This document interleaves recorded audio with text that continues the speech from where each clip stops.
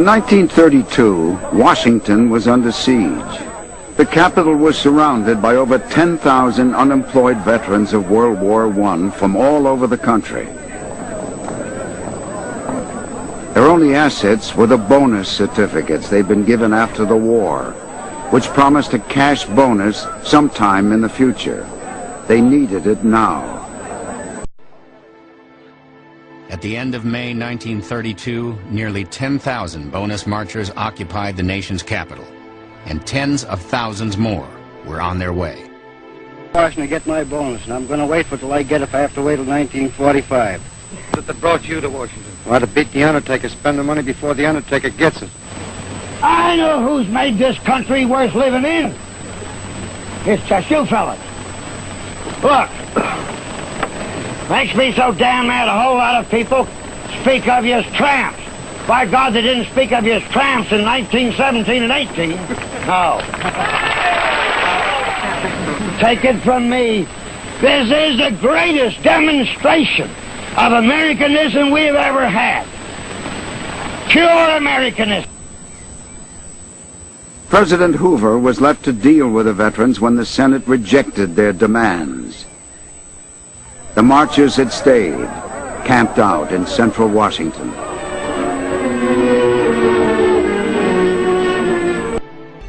On July 16th, the last day Congress was in session, Washington was on edge.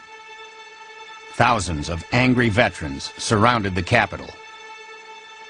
Near midnight, the 72nd Congress adjourned. Congressmen left through back doors and underground tunnels to avoid confrontations. The situation had come to a head.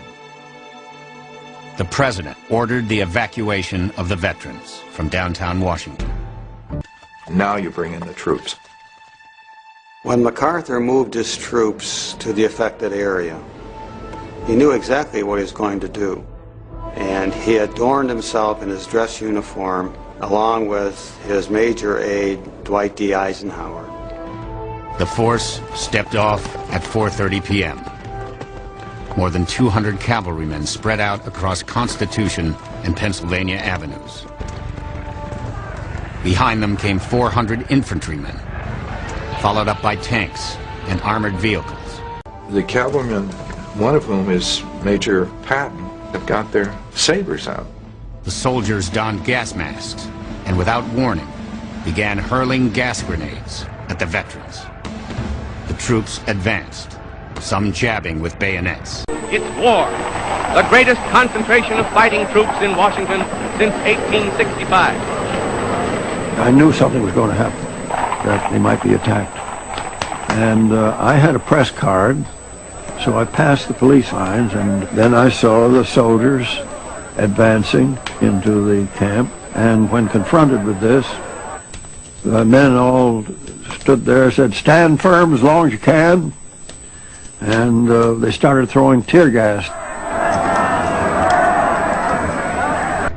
The tear gas was just burning my face. I was trailing behind my dad, and he kept hollering, "Come on, boy, come on, boy."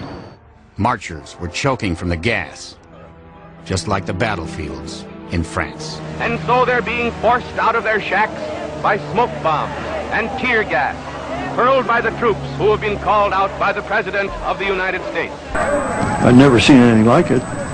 They systematically went down the line, burned up all the tents and all the possessions of the people there. I was thinking of Herbert Hoover when this happened, because his election was in 3 months. I thought this would be the finish of Hoover. The orders of the President must be obeyed, and the roaring flames sound the death knell to the fantastic bonus army in the shadow of the beautiful dome of the Capitol of the United States of America. The veterans did not believe the country for which they had fought would ignore the plight into which the Depression had placed them. Many did not believe that United States troops would take the field against them. By early evening, most of the marchers had been driven across a drawbridge that led to their main camp. The president does not want MacArthur to cross the bridge, and MacArthur disregards the order.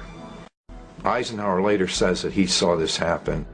MacArthur says, I cannot bother with pieces of paper during a military operation. And so he crosses the bridge. All through the camp were scenes of panic. My dad says, let's get the hell out of here. The soldiers are going to kill us. Then troops began to set fire to their wooden shacks. One reporter wrote, the blaze was so big it lit the whole sky. A nightmare come to life. The president looked out a window of the White House in the direction of the fire, then retired for the night.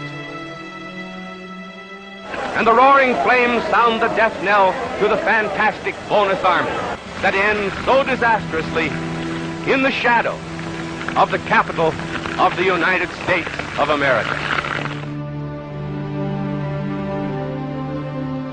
The morning after the bonus rout, public sentiment took a dramatic turn against Herbert Hoover.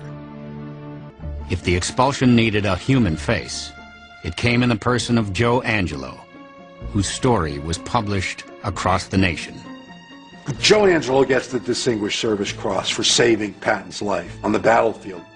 The next morning, Angelo comes to the burned-out field to see Patton. And Patton says, take this man away, I don't want to see this man. The BEF was broken up. The men returned to some city or other, there to roam the streets, hopelessly seeking work or to shuffle in bread lines. There they remain, crying examples not of the need for the bonus, but of the need for a new American system.